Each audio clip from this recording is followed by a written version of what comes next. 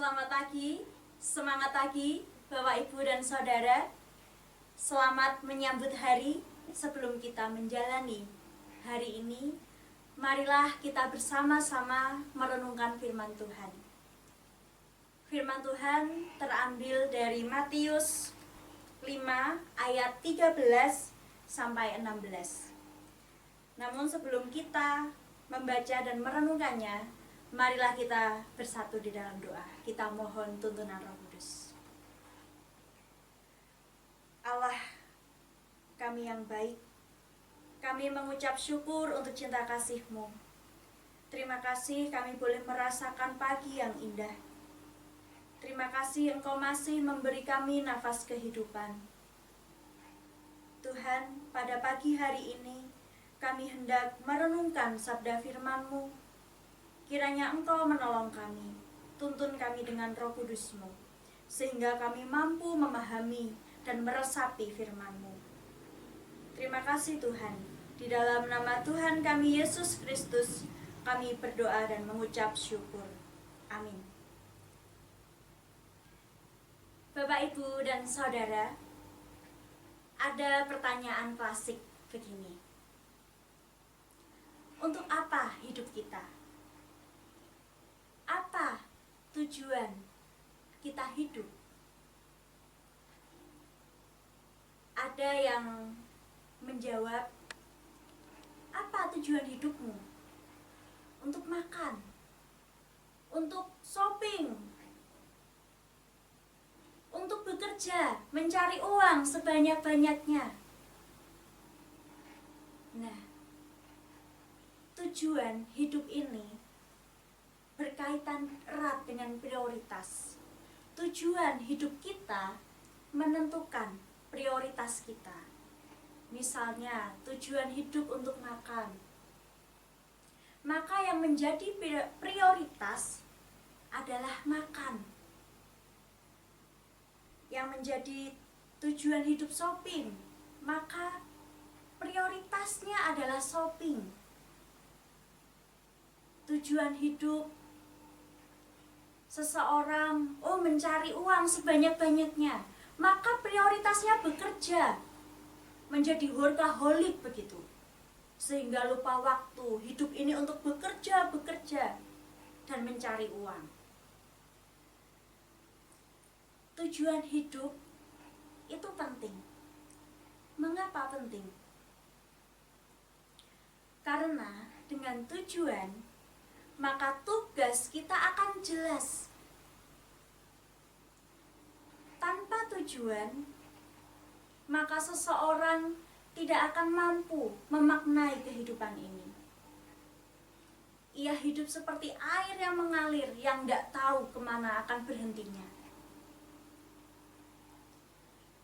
Nah, apa yang akan kita lakukan? Tugas apa yang akan kita lakukan untuk mencapai tujuan itu? Misalnya ketika dulu saya masih kuliah, saya ditanya sama dosen saya, apa tujuanmu kuliah? Saya menjawab, mencari ilmu. Nah, maka untuk mencapai tujuan itu, tugas saya belajar, membaca buku begitu. Nah, sekarang apa tujuan kita hidup? Bapak, Ibu, dan Saudara yang terkasih, dalam bacaan Matius 5 ayat 13 sampai 16, Sang Guru bersabda, "Kamu adalah garam dunia.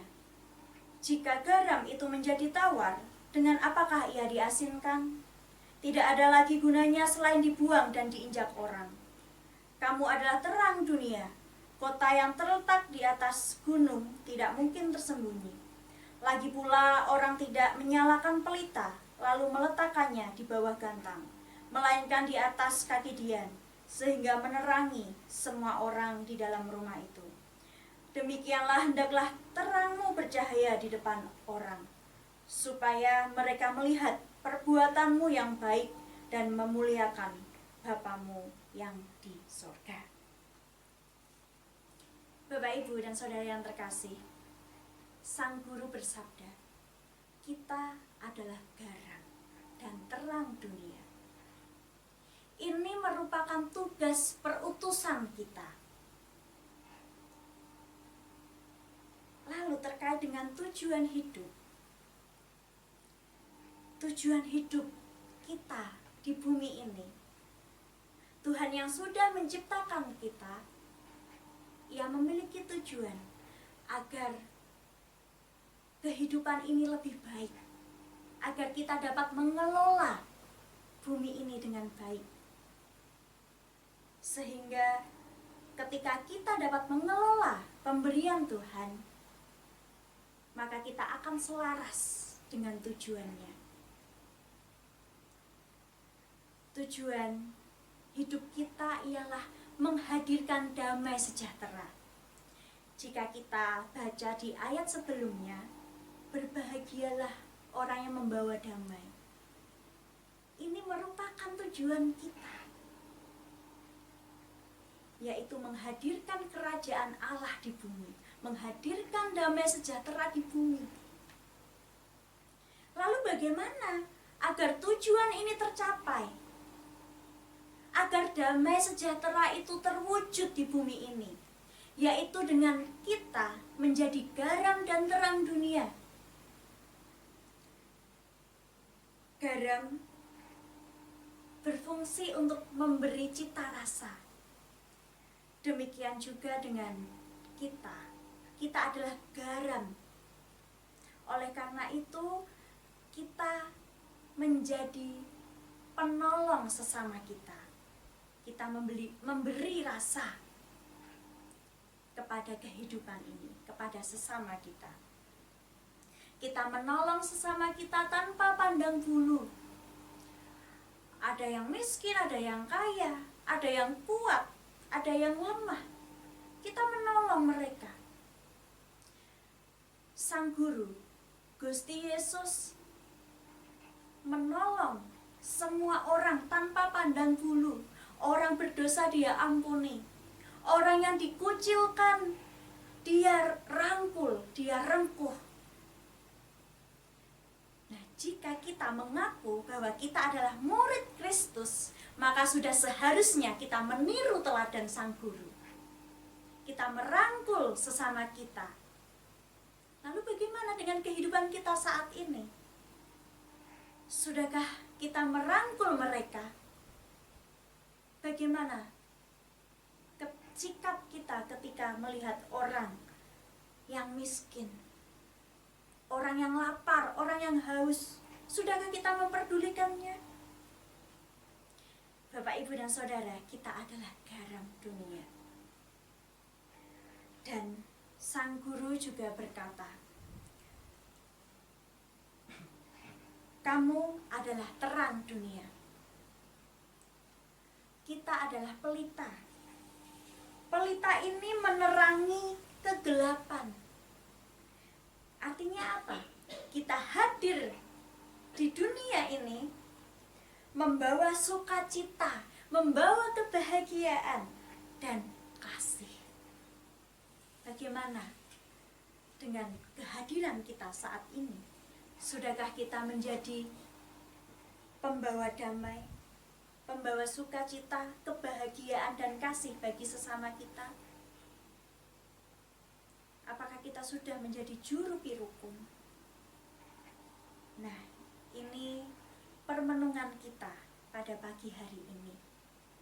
Mari kita bersama-sama memulai hari ini dengan menjalankan tugas perutusan kita menjadi garam dan terang dunia. Sehingga ketika kita menjadi garam dan terang, maka kerajaan surga sudah hadir di bumi. Ada damai sejahtera yang dirasakan oleh seluruh umat.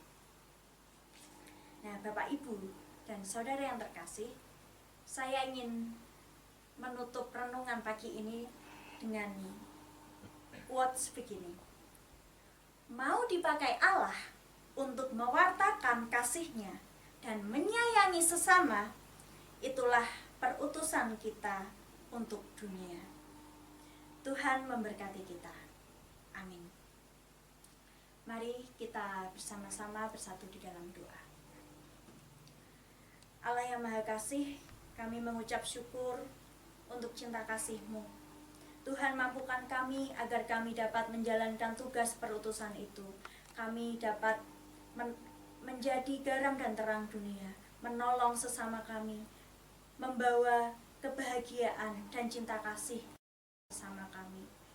Kami mau menyerahkan hari-hari kami sepenuhnya ke dalam tangan kasih kuasa-Mu. Mohon tuntunan-Mu Tuhan. Di dalam nama Tuhan kami Yesus Kristus kami berdoa dan mengucap syukur. Amin.